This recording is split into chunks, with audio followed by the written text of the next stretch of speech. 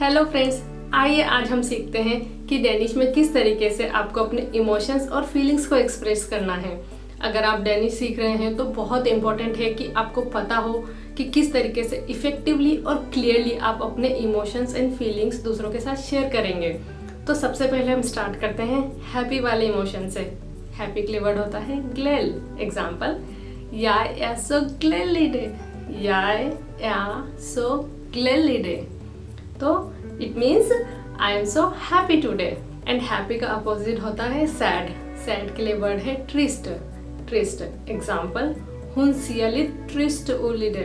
हुन सियालित ट्रिस्ट उल इडे means she looks a little bit sad today. And next emotion is anger. Anger के लिए वर्ड होता है रिल। Example, hen blew rill the hen heard New Zealand। hen blew rill the hen heard New Zealand means he got angry when he heard the news। And next emotion is grumpy होना, sua। sua example, varför är du så sua? varför är du så sua means why are you so grumpy। And next emotion is to be scared or afraid। उसके लिए word होता है red. Example, jag är lite rädd för mörker। jag är lite rädd för mörker means I am a bit scared of the dark। And next emotion is to be nervous। nervous के लिए word होता है nervös। nervös example, jag är nervös för examen। jag är nervös för examen means I am nervous before the exam। And next emotion is spent। spent means to be excited। Example, jag är spänd på att se filmen। jag är spänd på att se filmen means I am excited to see the movie। And next emotion is stolt।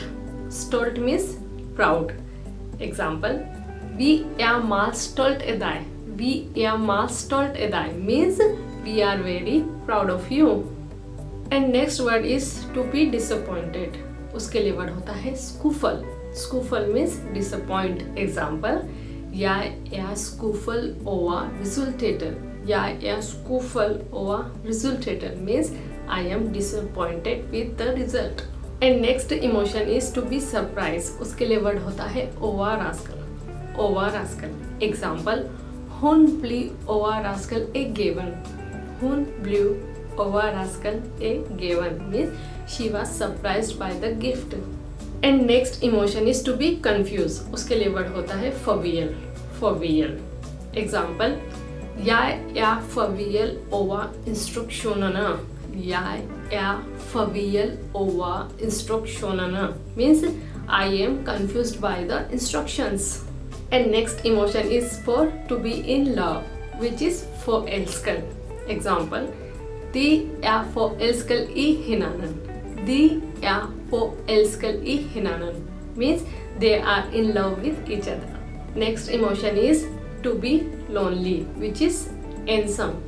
ensam example, jag fühler mig ensam utan min vänner।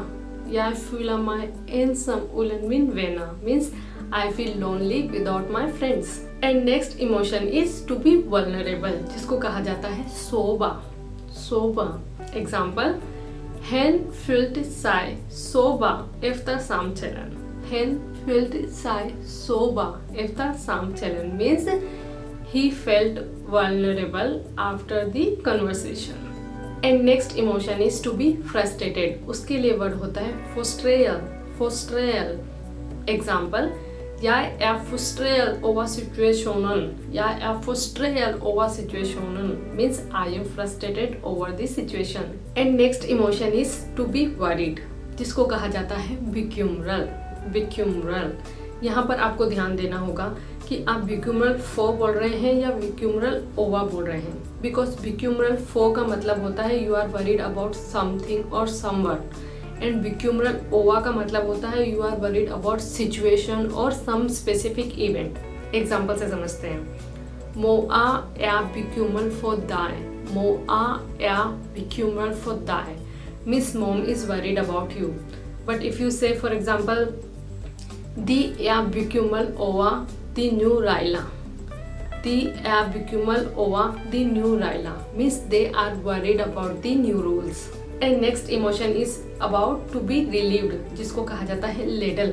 Ladle तो ladle का example हो सकता है Jag blev ledel da det var overstånd. Jag blev ledel da det var overstånd means I was relieved when it was over. And next emotion is to be tired. उसके लिए word होता है threat. Threat. Example: Jag är så trött efter arbetet. Jag är så trött efter arbetet means I am so tired after the work. And next emotion is to be calm, जिसको कहा जाता है roly. Roly. Example: Pio et vea roly.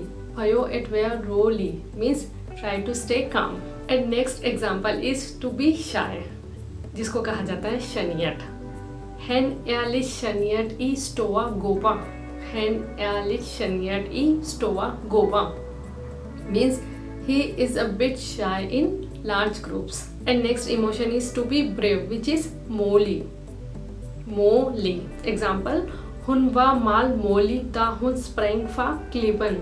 Hun var mal moly da hun sprang fra klippen means she was very brave when she jumped from the cliff. And next emotion is to be confident, जिसको कहा जाता है selvsikker. Selvsikker. Example: Hen virker meget selvsikker I den situation. Hen virker meget selvsikker I den situation means he seems very confident in this situation.